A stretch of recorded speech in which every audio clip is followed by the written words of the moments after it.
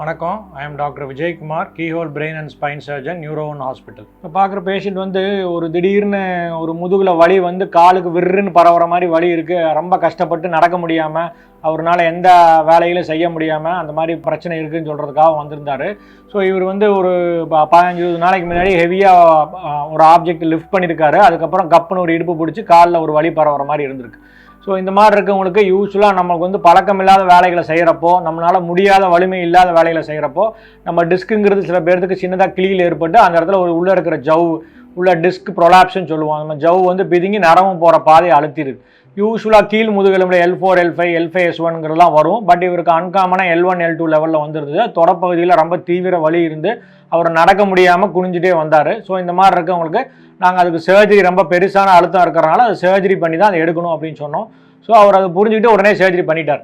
So micro lumbar டிஸ்கெக்டமிங்கிறது ஒரு keyhole surgery மாதிரி, just ஒரு 2 சென்டிமீட்டர் சைஸில் இன்சிஷன் போட்டு மைக்ரோஸ்கோப் மூலமாக கரெக்டாக அந்த ஜவ்வை மட்டும், அந்த இடத்துல இருக்கிற பகுதியை மட்டும் நம்ம எடுத்துகிட்டு வந்துடுவோம்.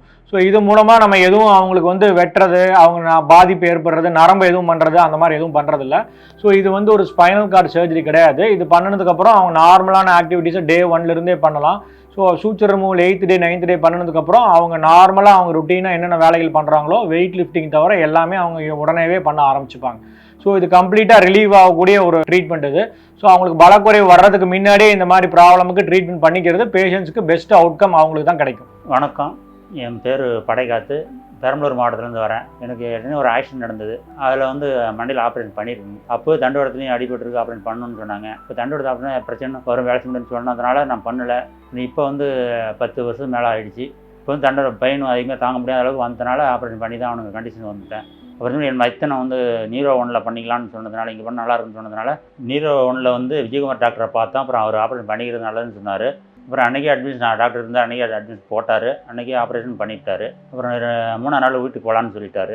வீட்டுக்கு போய்ட்டு இன்றைக்கி 10ஆம் நாள் வந்து காமிக்க சொன்னார். 10ஆம் நாள் வந்து இன்றைக்கி காமிச்சிக்கிட்டோம். இன்னும் ஒரு 10 நாளைக்கு சாப்பிட்டீங்கன்னா எல்லாம் கிளியர் ஆகிப்போம், ஒன்றும் பிரச்சனை இருக்காது, நார்மலாக நீங்கள் இருக்கலாம்னு சொல்லிட்டாங்க. அப்புறம் எல்லாம் எது வேணாலும் சாப்பிடலாம், இன்னும் 10 நாள் நீங்கள் நார்மலாக எல்லா வேலையும் செய்யலாம் அப்படின்னு சொன்னார். அப்புறம் ஒரு எக்ஸசைஸ் 2-3 எக்ஸசைஸ் சொல்லி கொடுத்தாரு, அதையும் செஞ்சீங்க அப்படின்னாரு. இப்போ ஒன்றும் பிரச்சனை இல்லை, நார்மலாக இருக்கேன் அப்படின்னு.